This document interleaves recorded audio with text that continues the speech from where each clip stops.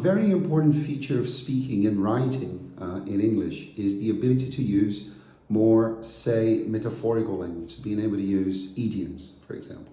So being able to say that you did something, you decided to do something on the spur of the moment, or that you arrived for a meeting or for an appointment in the nick of time, and things like that, yeah? Or that something was the last straw. So this is all part of speaking any language. Yeah? So if you think of your own language, if your native language is not English, then you know that we have a lot of these expressions. So in my language, Brazilian Portuguese, we have well, hundreds, if not thousands of expressions like that. So being able to use idioms and to understand idioms is a very important feature of speaking a foreign language.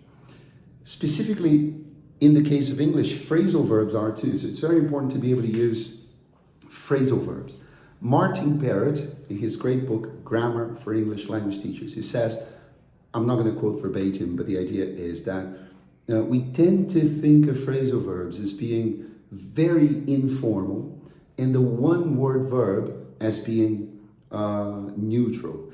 But then he says that it's much more often the case that the phrasal verb is neutral, meaning appropriate for use in everyday English in speaking and writing, and the one-word verb super formal. Yeah? So he gives some examples, and let's see if I remember one. For example, get off the bus. Get off the bus is not informal. Get off the bus is neutral. So it's what you would use in pretty much any context. But there is a verb, alight. Imagine alight from the bus. A, light, together as one verb. Have you ever seen that word being used? Probably not.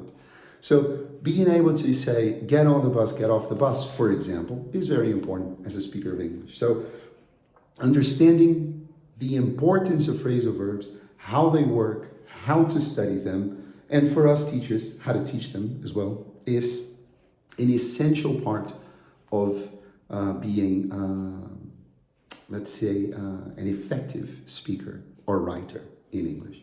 So in this course, we're going to discuss different types of phrasal verbs, different types of idioms, how to study them, how to use them. And if you have any questions about the course, here in the description of the video, you'll find my email address. You can write to me.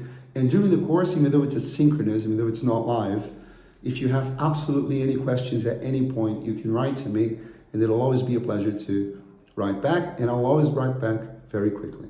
All right? So join me in a very interesting conversation about these amazing features of English, phrasal verbs and idioms. See you soon.